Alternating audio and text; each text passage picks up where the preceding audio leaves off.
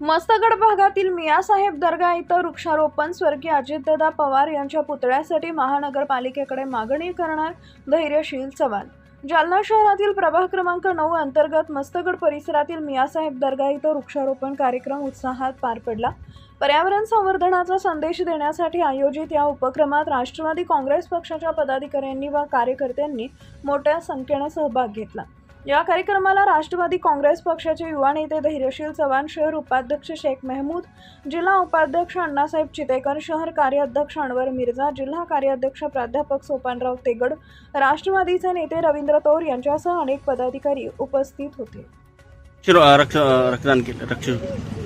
आज आपण जसं सर्वजण जाणता की राज्याचे माजी उपमुख्यमंत्री माननीय अजितदादा पवार यांचं मागे 28 जानेवारीला दुःखद अपघाती निधन झालं, पण तरीही आपण त्यांची प्रेरणा पुढे घेऊन आज त्यांच्या जयंतीचं औचित्य साधून, जसं आपल्याला माहीत आहे की दादांना निसर्ग, स्वच्छता आणि युवांवरती विशेष प्रेम होतं। आता त्याच प्रकारे त्यांच्या विचारांना अनुसरून आपण ही पुढची सुदृढ पिढी घडवण्यासाठी निसर्गाचं रक्षण करू, म्हणजे जेणेकरून येणाऱ्या पिढीला पोषक वातावरण निर्माण होईल।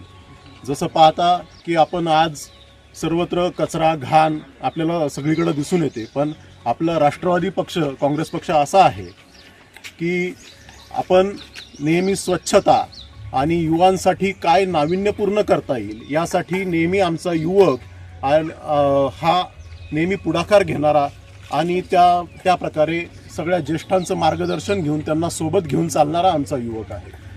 अशाच प्रकारे आम्ही वाटचाल करत राहू।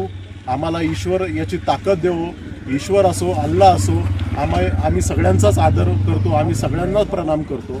त्या प्रकारे आम्हाला शक्ती मिळो हीच प्रार्थना। जालना शहरात अनेक पुतळे आहे, तसं अंकुश आपलं अजितदादा पवार यांचा पुतळा उभारण्याचा युवकांना कसा संधी देणार, महापालिकेची मागणी करणार?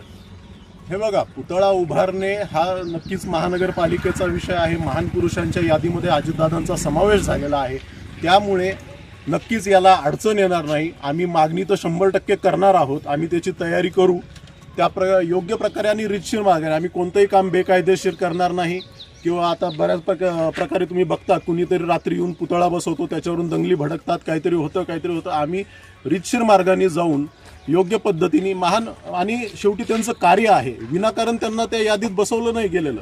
दादा हे शब्दाचे पक्के होते आणि त्याच प्रकारे त्यांनाही कधी ते नीतिमत्ता सोडून, कायद्याला सोडून ते कधी वागलेले नाही पूर्ण त्यांच्या संपूर्ण आयुष्यामध्ये, आणि त्या प्रकारे आम्ही कार्य करू। आता पुढे प्रोसिजर चालू राहील आमची।